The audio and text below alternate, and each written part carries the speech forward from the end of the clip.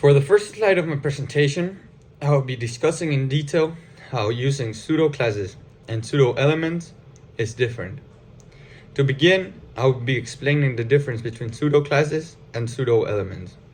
Let's begin with pseudo class. A pseudo class is used to define a special state of an element. For example, it can be used to style an element when a user mouses over it, or style visited and unvisited links differently. It can also be used as a style to style an element when it gets focus. A pseudo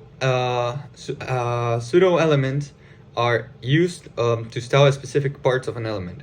For example, it can be used to style the first letter or line of an element, or to insert content before or after the content of an element. Now, what is the difference between pseudo classes and pseudo elements?